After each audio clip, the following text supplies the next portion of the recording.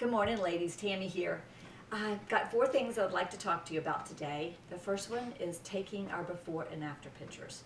So for me, I hate it, like all of you do, but it's important to do it. So what I try to do is find an outfit that I'm comfortable in, and I would suggest that it be somewhat form-fitting so you can see what your body looks like, because when you take your after picture and you wear that same outfit, you're going to be going, whoa, look at my stomach, it's almost gone, or whatever.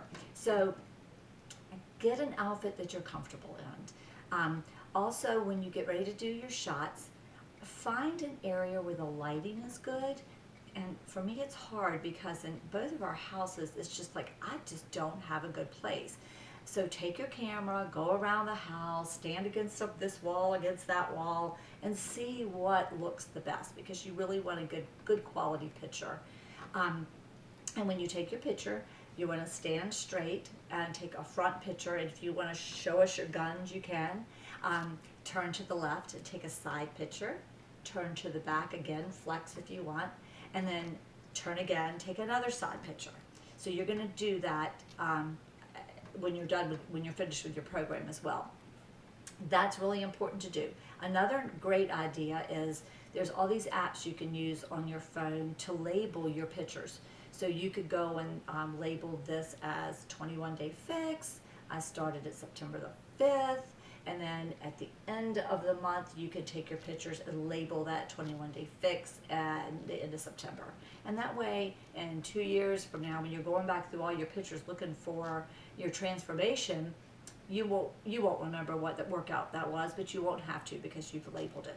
So one of the ladies in our last group, or might be this group, she did not want to take her pictures with her face in it. So she started taking pictures from like the neck down. Well, now she's including her face. So it does get easier, and you will get more comfortable with it. The next thing I want to talk about is measurements. Measurements are really important to do. They're hard to do by yourself, and I know a lot of times I don't do mine because I don't have anybody to help me do them, but it's a good thing to do. You need a baseline of where you started, so it's really important to do that. In the back of the book that you get with your program, there's a picture of a person and it tells you where to measure, and write it down, and you're going to have fun comparing that later.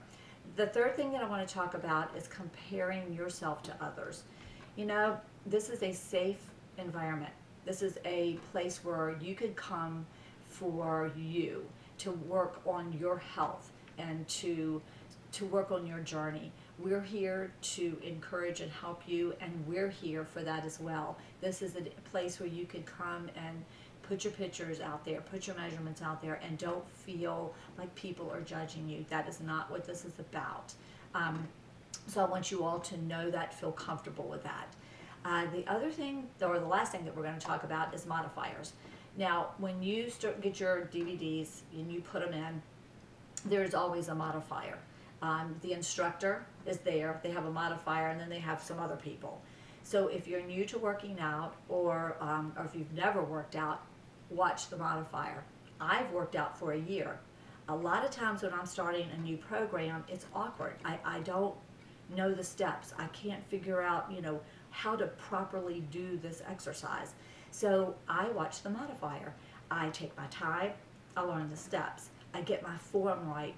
A lot of times I'll go, we're working on what muscle? Because I'm doing it and I don't feel anything. But I really just take my time, listen to the instructor, try to do it right. I don't try to rush through it. I don't try to keep up. I just try to figure it out. And normally the second time around, it's so much easier, and then each time it gets better. So modifiers are really important.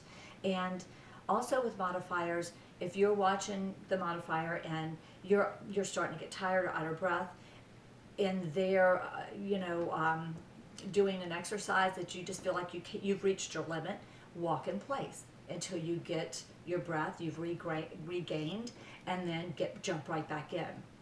If she's working with weights and you have just maxed out, you can't do another, you can't lift anymore, put your weight down and continue doing that exercise without your weights. In other words, don't just stop. you are working out. You don't want to work out, and then just stop. It's good to keep your body moving. It's very, very important. Also, modifiers are there if you want to do more. So, like for instance, country heat.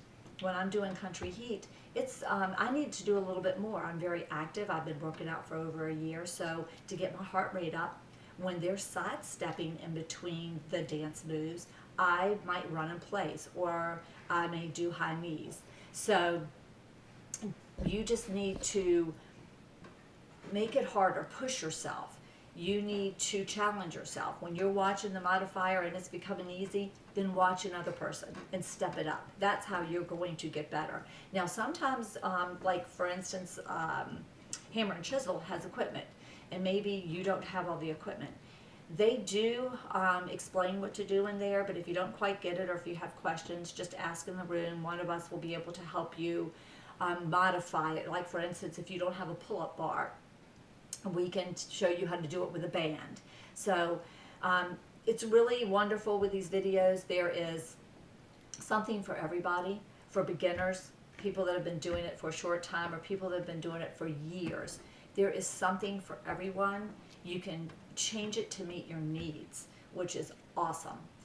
Okay, I think I covered everything. If I did not, or if you have any questions about anything I talked about, feel free to leave me a comment, and I'll be happy to help you. You ladies have an awesome day, and I'll see you soon. Bye.